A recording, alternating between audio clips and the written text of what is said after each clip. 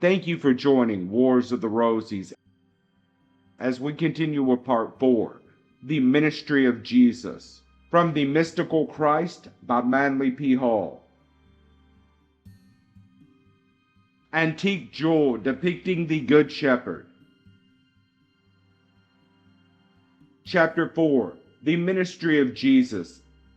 All inspired spiritual leaders bestow upon those who come after them a threefold heritage. There is always the good example, the inspiring teacher, and the communion or assembly. The life of Jesus, as preserved in the Gospels, constitutes the good example and is familiar to Christians throughout the world. The Master left no writings of his own, but his sayings, sermons, and parables are preserved in books attributed to the four evangelists. The communion, which began with the disciplines of the apostles, finally became the Christian church, the numerous denominations of which have vast followings. To the mystic, each of the parts of the Christian dispensation has a special meaning and a significance as an experience of consciousness. We have already emphasized that mysticism is not a creed, but a quality of spiritual appreciation. Mystics of all religious groups honor and respect the life and teachings of Jesus, even though they prefer their own teachers and prophets. One of the proofs of man's mature soul nature is his increasing appreciation of integrity whenever and wherever it appears. Love of truth brings peace, and when our devotion to God is stronger than our addiction to cults, there'll be no private intolerance and public religious strife. Love overcomes one by one the false obstacles which divide human hearts. By simple and gracious action alone, we relieve ourselves and others of many unhappy experiences. The ministry of Jesus covers that belief period between his baptism by John and his death on Calvary. The outstanding policy which dominated the ministry was freedom from prevailing prejudices and arbitrary convictions. Jesus did not proclaim his ministry to those occupying positions of privilege or authority. He chose the unlearned in preference to those wise in their own conceits. He seems to have known the peculiar difficulties which beset the minds of influential persons who have apparently succeeded without benefit of truth. One of the problems of today is the ponderous structure of opinion which has no solid ethical foundation.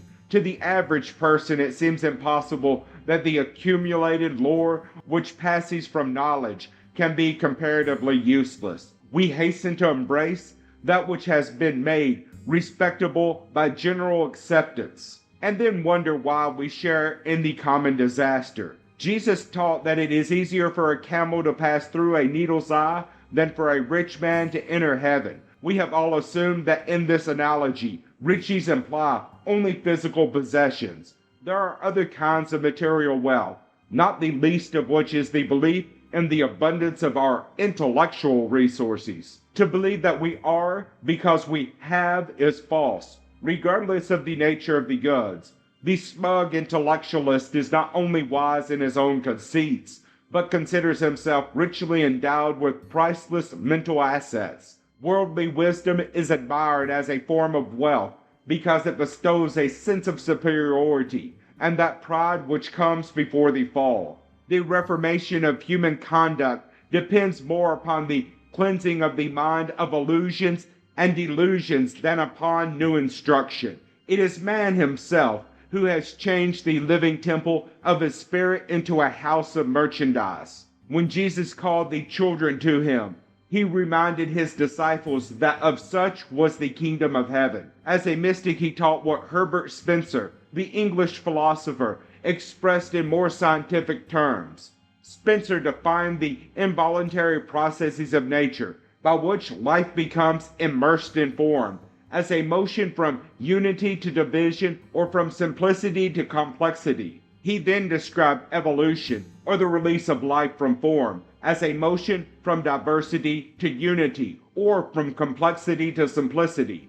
Modern intellectualism is almost completely frustrated by its own heterogeneity. Direct action has become the expectation rather than the rule. The need for reintegration is evident in private lives and public projects. The seat of direct action is within man and not in the systems he has created. At the present time, the human mind is released from false values by a process we call disillusionment. This detachment is only possible as the result of some major catastrophe, internal or social. We reject prevailing patterns only when we are convinced that they are inadequate or actually destructive. Most mystics have turned from worldliness because it betrayed the confidence bestowed upon its concepts and practices. Thus, by direct action of the will, the consciousness rejected traditional policies. By this very action, it acknowledged a state of unknowing. A decision was made, and destiny was returned to the keeping of the divine will. Simple faith in the availability of God's love and protection, when experienced as a personal certainty, is the first genuine religious action. Calling his disciples from among fishermen and peasants, Jesus revealed the peculiar purpose of his work. He made no effort to expound a strange doctrine of heavenly mysteries, but through his parables gave them the keys to a wonderful kingdom. Faith is like the mustard seed, which, finding good ground, grows into a great tree. It is not necessary for the teacher to consistently guide and guard the growth of faith. The mystery unfolds from within itself, if the soul be proper. To build upon simple things which can be known in the heart is to build well and to place a secure foundation beneath our dreams and aspirations. We all have the tendency to make simple things difficult, but the spirit that abides within us achieves its own ends by making all difficult things simple. Mysticism as an internal experience must be supported by an appropriate pattern of personal conduct. The physical body is the immediate environment of the soul. We are all inclined to believe that a harmonious environment contributes to peace of mind and graciousness of conduct. Mystics live simple because they feel that pretensions and temporal ambitions are likely to disturb the body and its functions. The temporal considerations are not ignored or rejected. We gain nothing by denying facts or attempting to distort them to conform with unreasonable opinions. The personality requires work, rest, and recreation, and to disregard these natural requirements is to endanger the emotional and mental powers. Whatever disturbs tranquility, causes stress, fear, worry, or anxiety, operates contrary to well-being. Devotion to mysticism, therefore, includes the moderation of all excesses and the conservation of all resources. Pressures distort gentle feelings and instincts and obscure spiritual vision. We cannot serve both error and truth at the same time. We must relinquish one in order to cultivate the other. Growth is a direct and positive process once we are dedicated to principles. We overcome vice not by locking ourselves in mortal combat with our faults, but by emphasizing quietly and patiently the good qualities of our dispositions.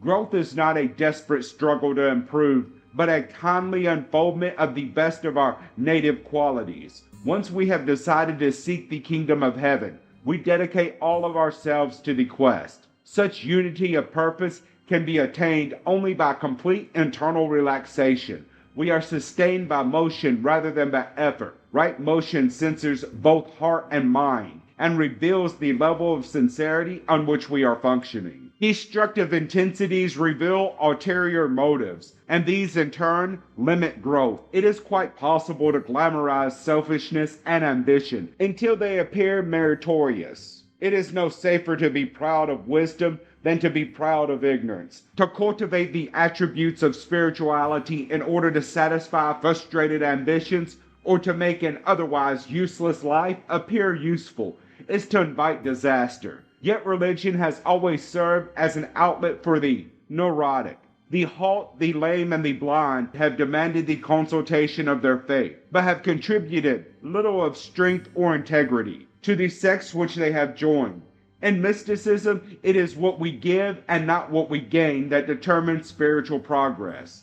With only a sincere faith to guide our hearts and minds, we must live the doctrines which we claim to believe. It is one thing to affirm the reality of good and our devotion thereto, and quite another matter to return good for evil on a particular occasion. The affirmation is without merit, for it may be nothing more than an intellectual platitude. Strangely enough, we can affirm and even defend with skill and courage that which we affirm and still be without faith. But when, with no hope of profit to ourselves and without consideration for our own injured feelings, we naturally and instinctively do good to those who despitefully use us, we are performing the works of faith and love. Whenever it occurs that religious teachings, themselves honorable and reasonable, have seemed to fail or have led to intolerance, it is usually the believer and not the belief that is to blame. No doctrine can be divested that cannot be perverted or corrupted. Those who bear false witness to a noble and beautiful teaching are guilty of a serious fault. The example of the life of the great spiritual teacher strengthens our determination to follow in his footsteps. Jesus said to his disciples, "If ye love me, keep my commandments." St. John 14:15. In the following chapter, verse 12, the Master then states his doctrine. "This is my commandment, that ye love one another as I have loved you." To keep the commandments can only mean to act in conformity with the spirit of the instruction. A nominal Christian world has affirmed the divinity of Jesus and pays homage to his ministry, but to what degree has it actually kept his commandments? Does the average persistent churchgoer love God with all his heart and all his soul, and love his neighbor as himself? If so, how shall we explain the tragedy compounded from the elements of selfishness, ambition, hate, and suspicion, which burdens humankind? I have known many well-intentioned persons who claim to be sincere and devout. These same ones have nursed their grievances, perpetuated their animosities, and have not found it in their hearts to forget, to forgive, or to understand the faults of others. To the mystic there can be no consolation in faith apart from the commandments of faith. The first step towards truth is to cleanse the heart and mind of all grievances. This is not only a moral duty, but also an essential element in the mystical experience. The embittered, the disillusioned, the cynic, and the self-pitying can never know the blessings of the heavenly power. Even while such unpleasant persons are praying for release from their miseries, they are making that release impossible by their own conduct. The Comforter, whose coming is promised by the Scriptures, can be interpreted as the spirit of peace that abides with those who have renounced their own negative thoughts and emotions. The burden of the old dispensation is revealed through the Ten Commandments. The finger of the Lord traced the letters of fire upon the sapphire tablets, the law for Israel. Amidst the clouds and lightning of Sinai, Adonai proclaimed the Torah through a series of admonitions, most of which commenced with the words, "Thou shalt not." Jesus brought the new dispensation to his disciples and followers in a different way. He gathered them about him and instructed them in gentle and simple words. In the first epistle general of John, the teachings of the Master are beautifully summarized. There is no fear in love, but perfect love casteth out fear. But fear hath torment. He that feareth is not made perfect in love. We love him because he first loved us. If a man say, "I love God," and hateth his brother, he is a liar. But he that loveth not his brother whom he hath seen, how can he love God whom he hath not seen? And this commandment have we from him, that he who loveth God love his brother also. According to the tenets of mysticism, love perfects law by ensouling it with the grace of the Spirit. Where there are many laws without love, there is much lawlessness. But when love abides in the heart, there is slight need for rules and regulations. We have attempted for thousands of years to govern men by imposing restrictions upon their conduct. Yet, as Solon, the Athenian legislator, so wisely remarked, legal codes are like the web of the spider, which captures small insects but allows stronger creatures to break through and escape. It is the humanity within man which must ultimately triumph over man's inhumanity to man. Why then do we insist that the teachings of Jesus cannot be applied to to the management of world affairs? Is the mystic merely a visionary, or is he a good man strengthened by vision? Laws are imposed upon society, but love grows within the human heart and, by changing the man, redeems the nation. In an age dedicated to scientific skepticism, the average person has slight appreciation of spiritual values. He does not realize that behind and beneath the complex confusion of contemporary civilization lies one simple dilemma: the struggle of the ages, symbolized by the rise and fall of cultures, is the conflict between faith and fear. Faith is a uniting force, and fear a dividing force. Through faith, we are brought together in a communion of noble purposes. By fear, we are separated, each attempting to ensure his own survival by exploiting others, until faith becomes as natural, normal, and acceptable to the human being as are the fears which now beset him. Neither the individual nor the group can experience lasting peace or security. We are impoverished by our fears, even as we are enriched by our faith. Enduring progress is made by faith in the future. Personal growth is justified by faith in ourselves. And the reformation of our institutions must bear witness to our faith in humanity. Faith is not sustained by the visible works of man under existing conditions. We must, therefore, depend upon the increasing light within ourselves for the strengthening of our convictions. Without love for God, there can be no sufficient faith.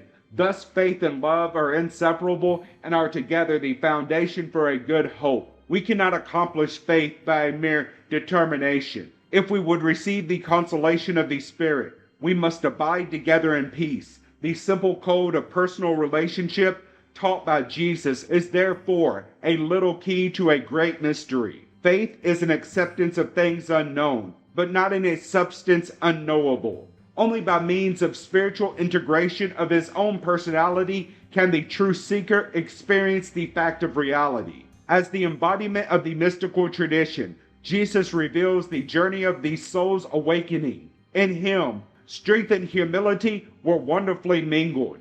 He fulfilled his mission with a quiet courage, yet in his nature there was no bitterness or resentment or animosity. He understood the universal plan so well that he was no longer disturbed by the frailties of human nature or the inconsistency of human conduct. To love those who despitefully use us requires more of understanding than is usually available. It is true, however, of us all that we dislike most that which we understand least. It is difficult to really know and not be kind, even as it is difficult to be ignorant and not be unkind. Our estimations of others are based upon the level of consciousness which we have achieved through internal growth. The mystic experiences a universe that is completely acceptable to his consciousness. This does not mean he is content to exist without further self-improvement. He knows that in his heart a future of infinite opportunity unfolds before him, inviting him to grow and earn his spiritual heritage. But he accepts fact with faith and knows that at any given moment of universal time, each human being is in the proper place which he has earned for himself. Each is doing the best he can according to what he is and what he knows. Each is growing and learning through experience, and each is evolving and unfolding the divine powers which are latent within him. There is no merit in wondering why growth is not more rapid or virtues so slow in maturing. There is no cause for resentment because others treat us badly or fail to agree with our conclusion or opinion. We walk together in twilight, and if one seems to be wiser than another, it is because, in the world of the blind, the one-eyed man is king. Once we accept the divine plan without reservation or objection, we experience a realization of peace. We can no longer struggle against inevitabilities, but work with them as good and faithful servants. Those who most need the quietude within themselves are not always of a mind to meet its requirements. We spend too much time defending our right to be unhappy and blaming others for our non-tranquility. The mystic has outgrown completely the illusion of an exterior cause for an interior disaster. He knows that his false estimates, mistaken judgments, and immature opinions are responsible for our sorrows. The more we expect from others, the more we open ourselves to disappointment. The more we demand of others, the less likely it is that we shall experience contentment. It would be difficult, indeed, to destroy the composure of those who give all of themselves and require nothing in return.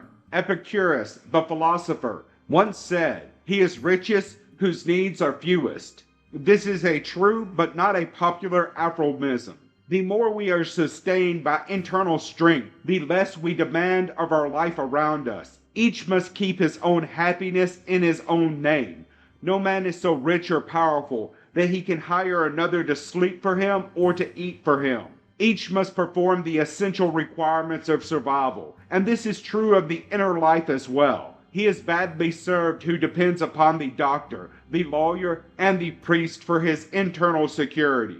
Because we are ignorant, we hire experts, and because we hire experts, we are content to remain ignorant. It makes little difference whether we lean for support upon a learned man or upon a prevailing and popular concept about living. To depend for strength upon that which is not obvious is folly. The moment we seek counsel, we admit our own ignorance, and this admission should move us to improve ourselves. Unfortunately, we ask many questions for which there are no useful answers and accumulate information which will never be serviceable. Thus, there is a quantity of so-called knowledge which only burdens the mind without comforting the spirit. Nature does not require that any of its creatures know more than they can understand or use faculties for their salvation which they do not possess. The benefits of the mystical experience are available to all and at all times through the direct act of faith. It would seem that inner awareness of God conveys an overknowledge, not of particulars but of principles, not of parts but of wholeness. This overknowledge is accepted by a quiet contentment,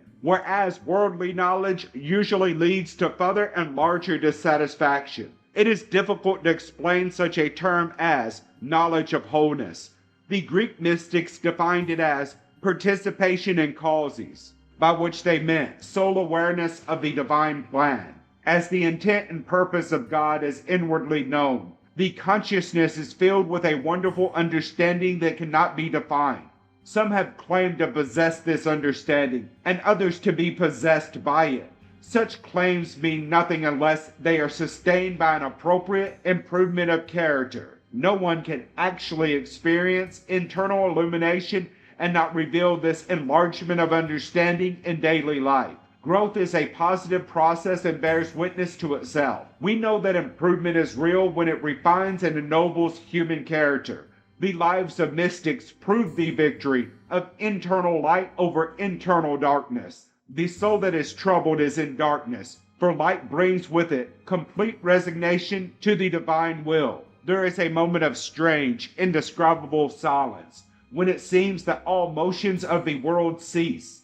In that instance, the currents of consciousness are reversed. It is much like the reversal of the blood circulation, which takes place at physical birth. It is reported in the sacred writings of most religions that the birth of the Messiah is accompanied by wonders. All nature unites to pay homage to the child of heaven. The spiritual chemistry of the Advent cannot be adequately described in words. The divine self rises victoriously from the not self. The God power within comes into its kingdom, and the prince of this world and his legions are baffled.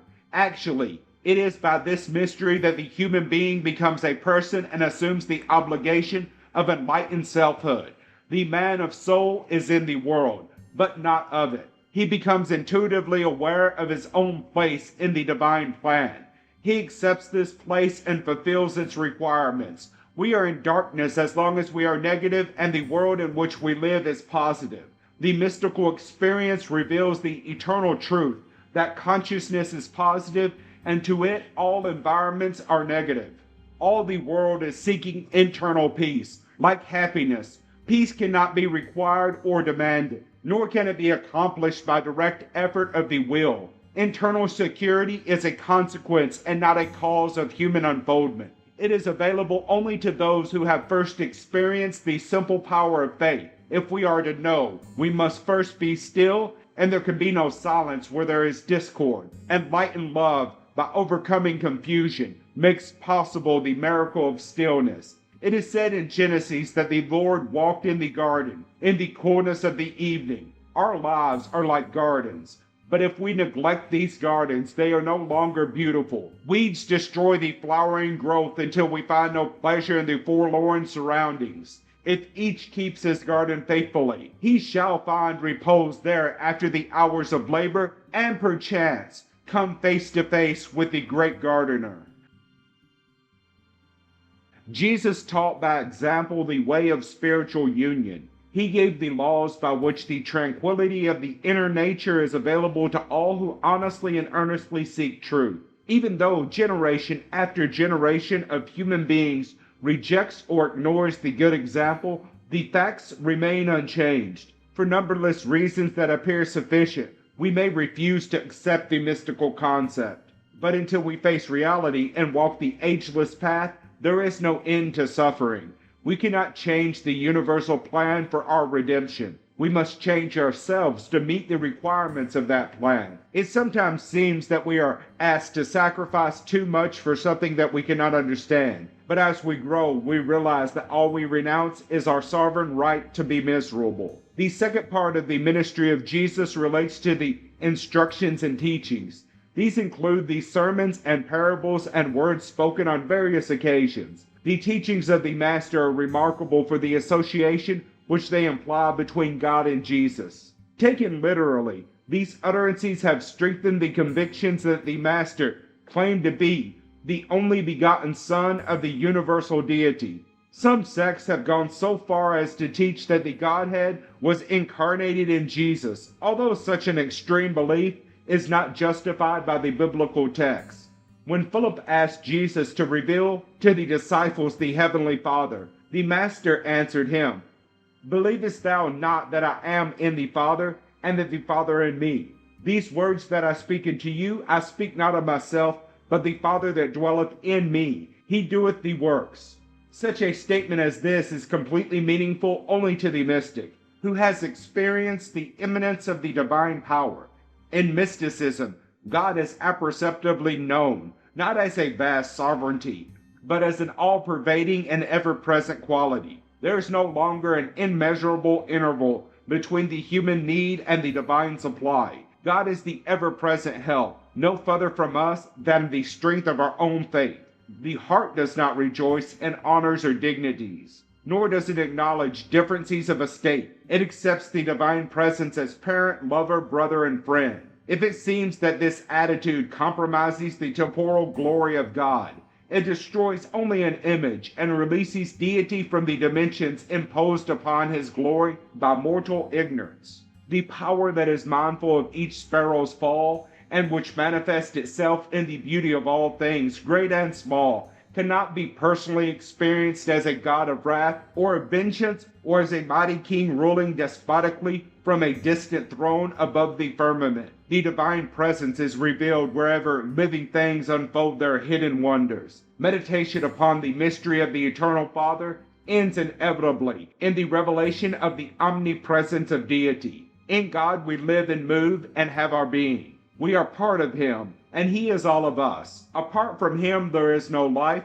no hope, and no dream. How then shall we present this grateful worship that cannot be directed towards heaven above or towards the earth below? It flows from us towards life, and the blessings everywhere abundant return to us. The mystic lives constantly in the realization of ever-present divine strength. He knows himself to be a radiant spark within the divine flame. He understands also that his life is not his own, but a universal life expressing through him. This life is the heavenly Father of the earthly man, and it is always this Father that doeth the work.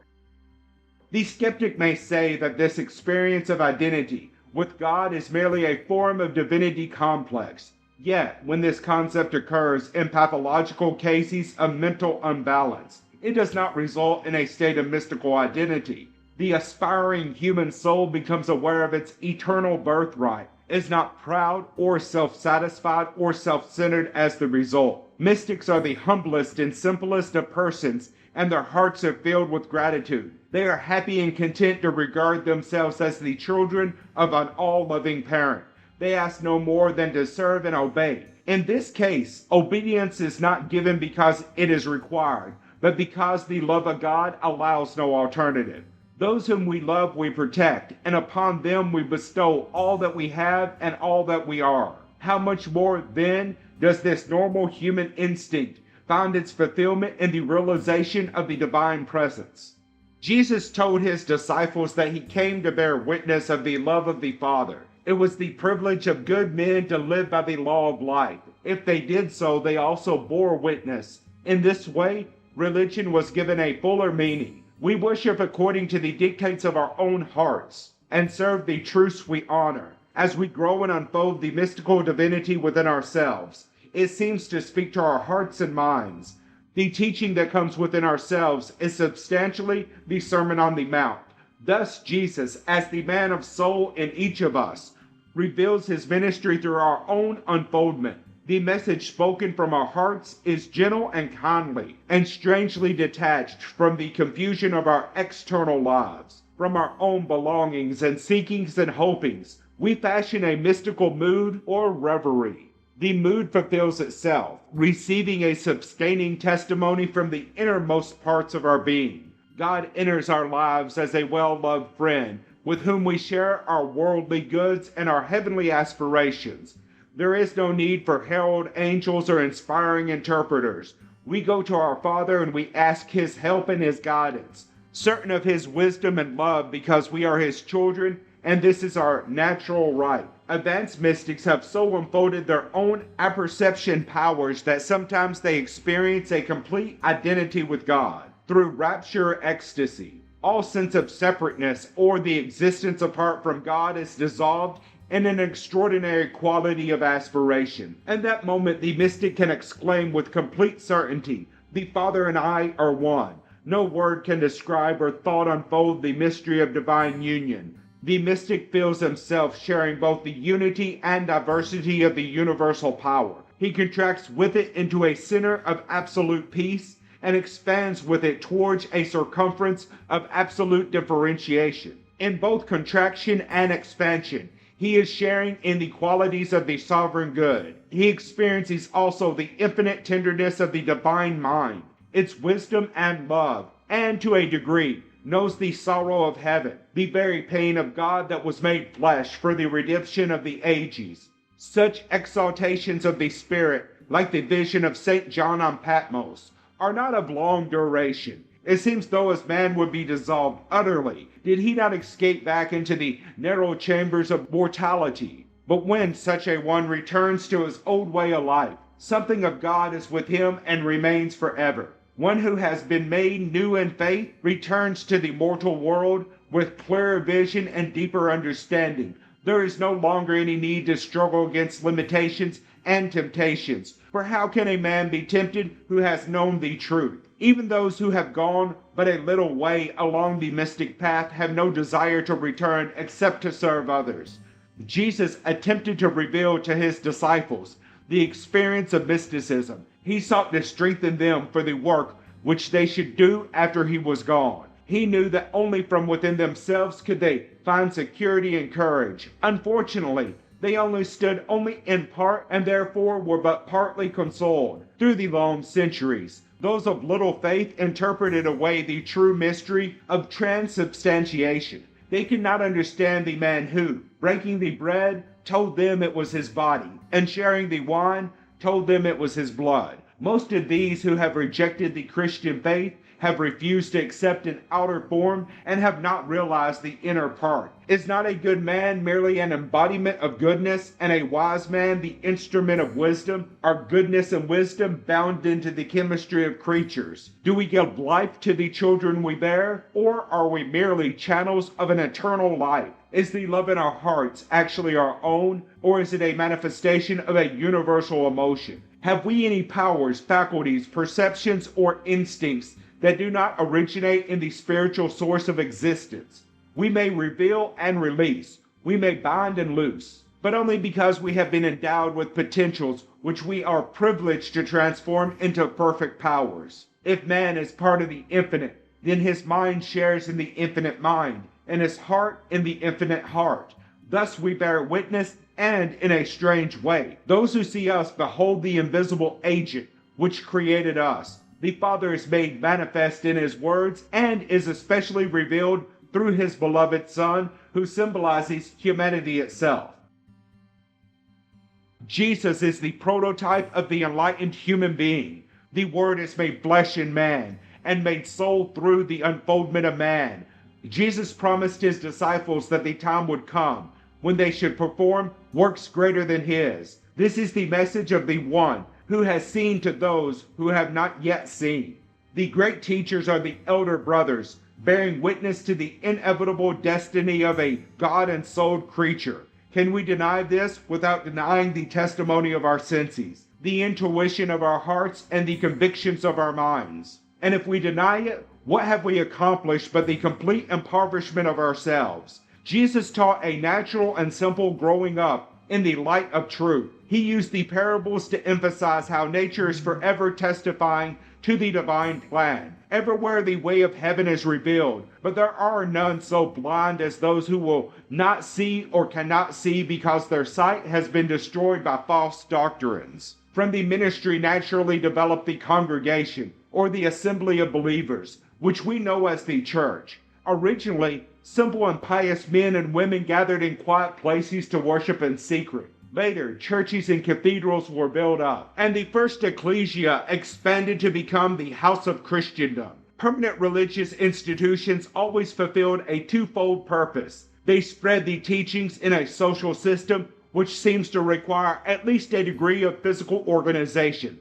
This material consideration, unfortunately, has been given precedence. Mystically understood, the assembly represents the nucleus of the spiritual kingdom. As the seed of the soul is sown in the heart of man for his salvation, so the congregation is the collective seed sown in the structure of society for the improvement of all men. The seed power of God is strengthened when several are united by one conviction. In spiritual union, there is a divine strength, and in united effort there is formed a new body, which becomes the vehicle for the incarnation of the soul of faith. To function in a world of form, divine principles must take form and exist in our midst, appearing like ourselves and subject to our limitations. Organized Christianity recognized and accepted the essential fact of the mystical experience, but only within its own communion.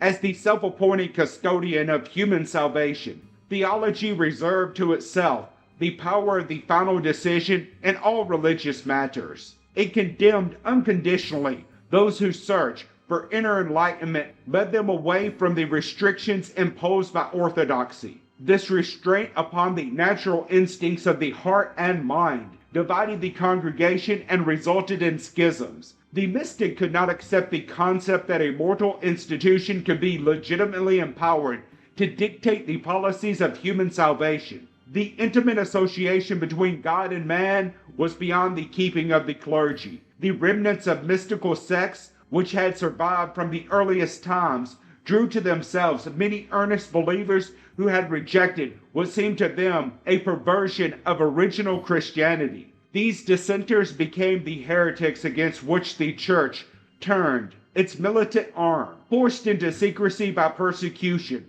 the mystics created their own communion, appointed ministers from among themselves, and were for centuries the custodians of an esoteric Christianity. The courts of love of the troubadours and the hidden church of the Holy Grail were sincere attempts to restore the true ecclesia of Jesus and his disciples. Many strange cults clothed their doctrines in mysterious symbols, bore witness to this mystical devotion. After the Reformation, there is little evidence of mysticism in the descent of the Protestant sects.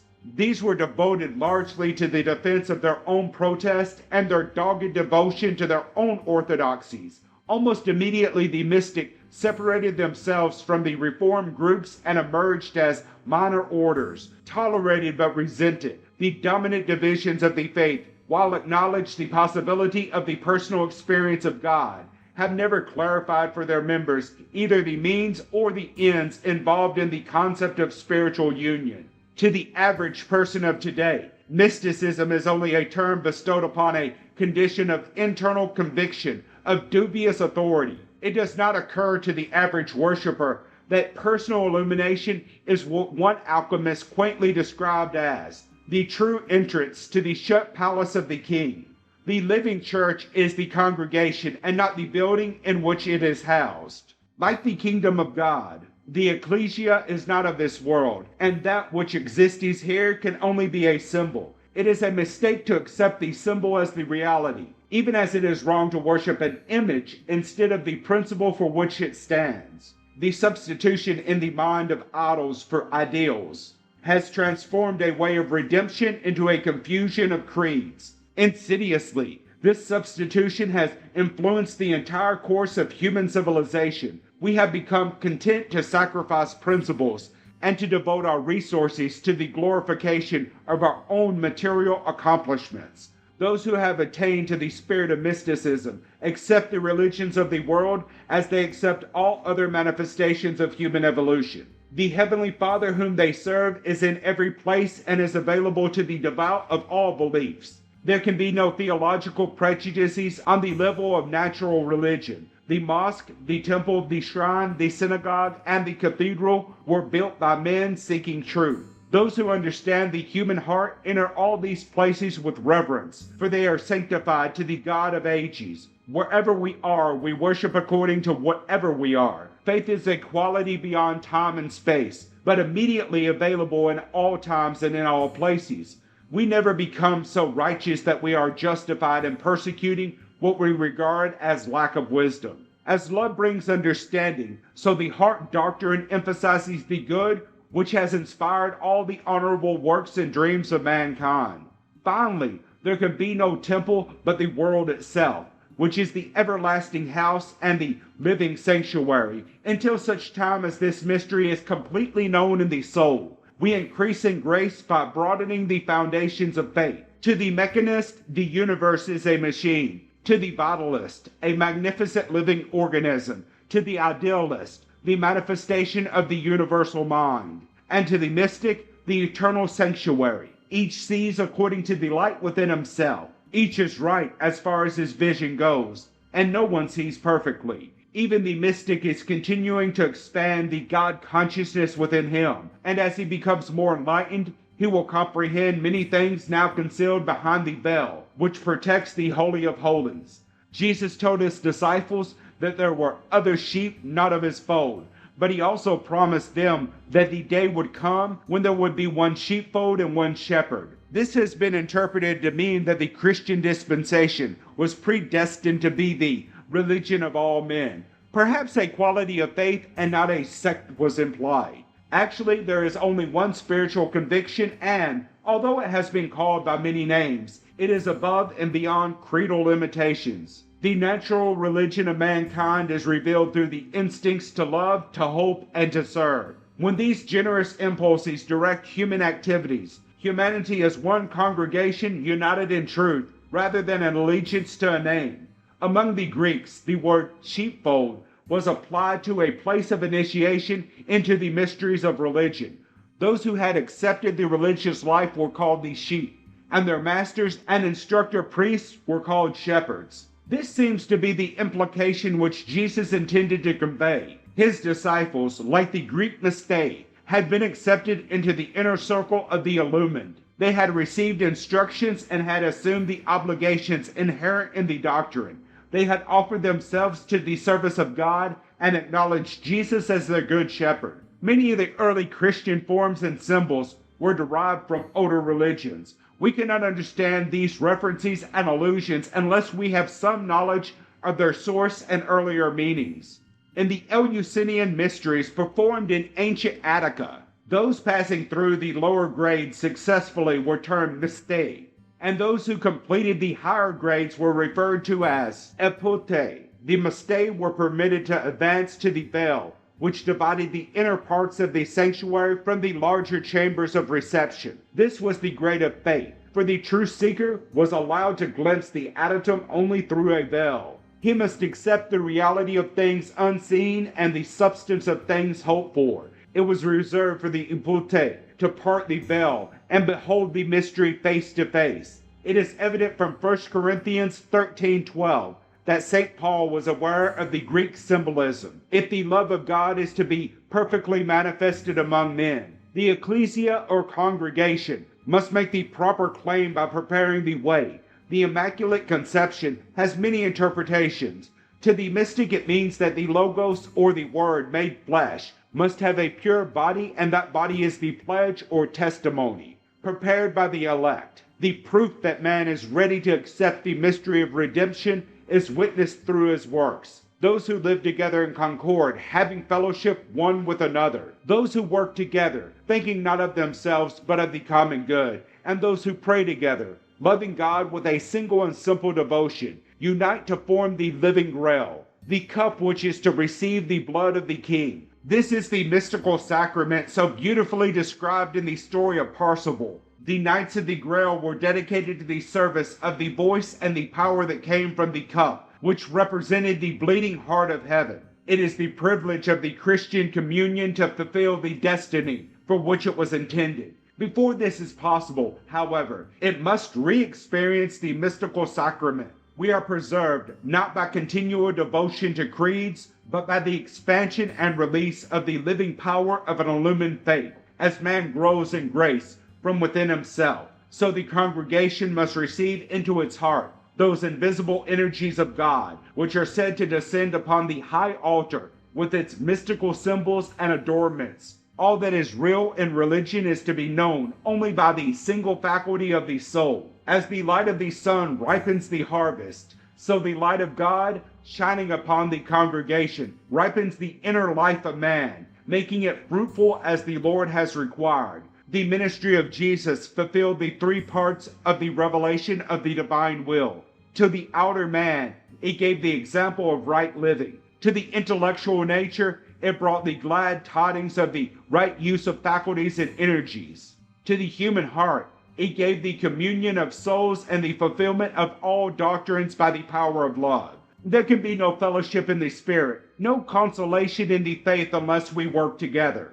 As we give of ourselves unselfishly, and like measure we receive. In this way, the ecclesia assumes a new significance. Through it, that which we claim is revealed and made known and justified. The church is not a place where we go to seek God, but the assembly of those who become conscious channels and dedicated instruments of the dissemination of the divine nature. The whole congregation is one priest, not a mediator, but a witness to the inevitable. We assemble not to gain, but to give, becoming one body, awaiting ensoulment.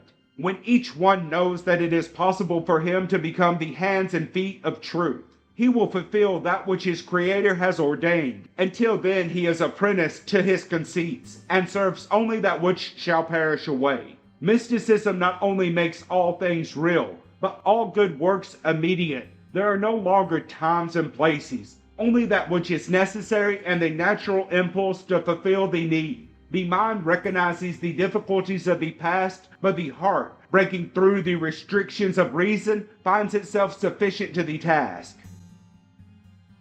Thank you for watching, and please don't forget to share, like, subscribe, and comment. And if you can, please consider donating to Wars of the Rosies. Links to PayPal and Patreon are in the description. Thank you so very much.